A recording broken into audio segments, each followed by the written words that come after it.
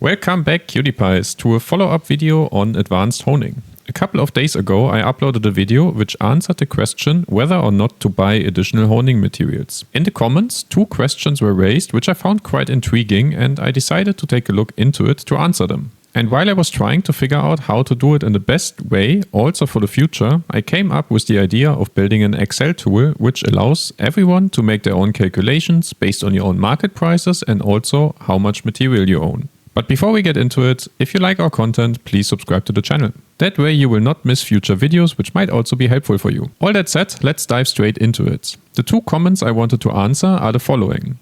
The most efficient way is to do it at 1620 with tier 3 mats, especially if you're gonna be buying everything. And when advanced honing 1 to 10, just weapon, do you suggest full on grace or full always, both for tier 3 and tier 4 advanced honing? You got 3 tabs which separate weapon, armor and both, combined depending on what you're looking for. I'd recommend to look at armor and weapon separately as the results differ from the total overview. However, the first statement we can already answer while looking at the current tab. Considering the current EUC market prices, and you have to buy all materials, is to go for full grace on tier 4, as you can see here. However, let's assume you have some destiny shards already due to Kursan Front or some boxes from the Chaos Gate. In that case, you can enter them in the owned material box. Please note that you have to enter the amount based on how many destiny shard pouches the equivalent of your total destiny shards would be. To give you an example, let's say your character has 1 million destiny shards right now. Then you gotta divide it by 1000 so you know how many equivalent destiny shard boxes you would have. If you look at that example in sheer numbers, nothing would change. You would still need to go for tier 4 full grace. But let's assume you would not need any destiny shards at all, and suddenly it is not required to buy the additional materials anymore, and a normal approach would be the most efficient. The other tabs work in the same way, but still, let's have a quick look. Surprisingly, for the weapon, it is the most efficient if you go for tier 3 full mats.